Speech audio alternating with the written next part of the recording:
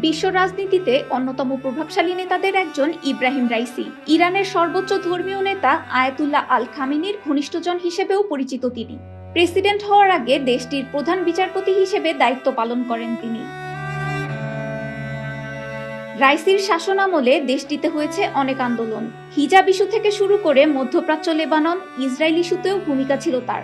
এ কারণেই দেশটিতে মৃত্যুদণ্ডের সংখ্যা কমেছে তার শাসনামলে।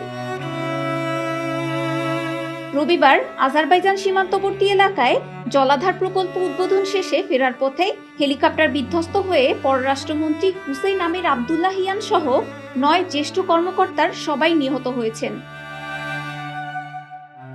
প্রেসিডেন্ট রাইসির মৃত্যু ইরানের জন্য বিরাট ধাক্কা। দীর্ঘদিন ধরে ইসরায়েল ও যুক্তরাষ্ট্রের সঙ্গে বৈরী সম্পর্ক চলে আসছে ইরানের। ইব্রাহিম রাইসি ক্ষমতায় আসার পর যুক্তরাষ্ট্রের নিষেধাজ্ঞা মোকাবেলায় প্রতিবেশীদের পাশাপাশি চীন ও রাশিয়ার সঙ্গে সম্পর্ক উন্নয়নে বিশেষভাবে মনোযোগ দিয়েছিলেন দক্ষ এ রাষ্ট্রপতি। ইব্রাহিম রাইসির জন্ম 1960 সালে উত্তর পূর্ব ইরানের পবিত্র শহর মাশহাদে। ইরানের আইন, সংবিধান এবং ধর্মীয় বিশ্লেষক হিসেবে পরিচিত ইব্রাহিম রাইসির পেশাদার জীবন শুরু হয় প্রসিকিউটর জেনারেল হিসেবে, তাও মাত্র 20 বছর বয়সে। কারাজ শহরের কৌশলী হিসেবে ওই দায়িত্ব পান তিনি।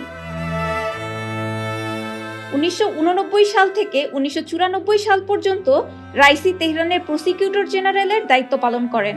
2004 সাল থেকে তিনি 1 দশক জুডিশিয়াল অথরিটির উপপ্রধানের দায়িত্ব পালন করেন।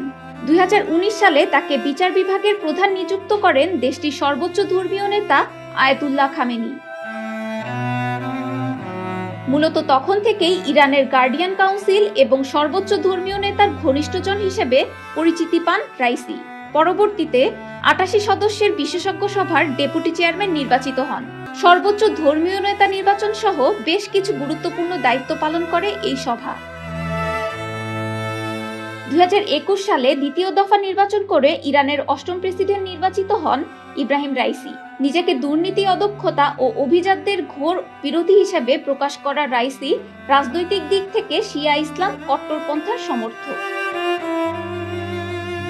তবে দায়িত্ব নেয়ার পর থেকেই ঘরে মুখে নানামুখী চাপের মধ্যে পড়েন ইব্রাহিম রাইসি।